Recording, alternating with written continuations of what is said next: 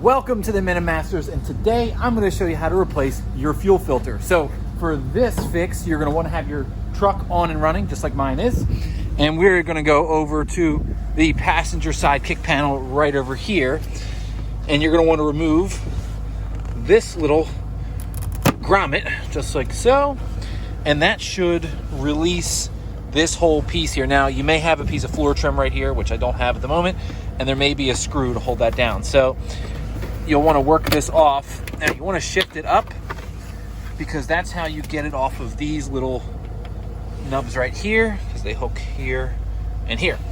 So what we're trying to do is locate the inertia switch, which is this thing right here. And what you're going to do is you're going to put a little screwdriver in here and you're going to pop it up just like that. Now you've noticed my truck has died. So what the inertia switch does is it cuts off your fuel in the event of a massive amount of inertia, an accident. It kills the fuel to the engine and thus avoids a fire. Now what it does for you is it takes the pressure off the fuel lines so that we can safely remove the pump without it spraying fuel all over. You want to grab your fuel filter and come over here to the driver's side of your truck, and right here in line with the door seam, if you crawl underneath your truck and you look inside the driver's side frame rail, you will find your current fuel filter. Now, before you get deep into it, you're going to want to buy these fuel line disconnect tools. It's a Ford specific tool and it helps you disconnect their special fuel line connector. So you do not want to get into this without them. You can break those connectors.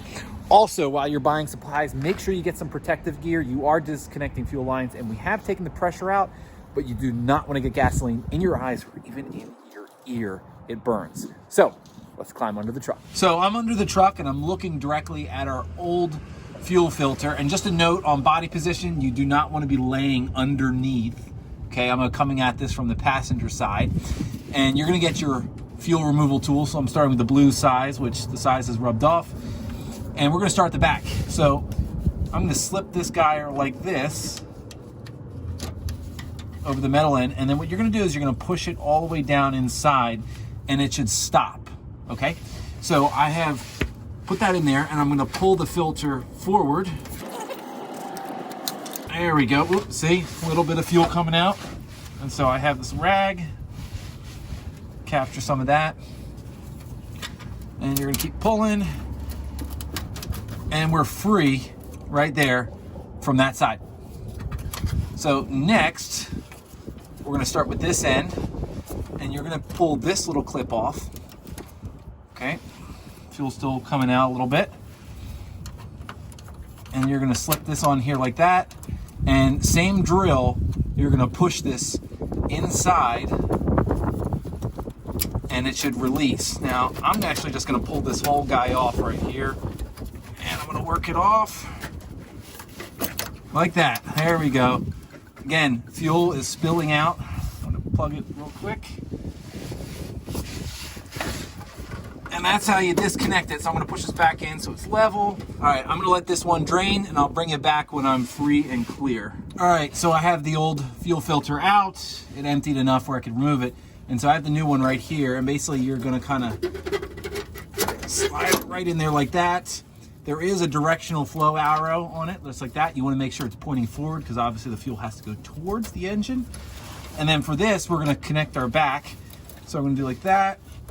And I'm going to push it back inside there. I'm going to make sure we get a nice solid fit, like so. And then same here, I'm going to take this guy, slip it on, and I can already tell it's not coming off.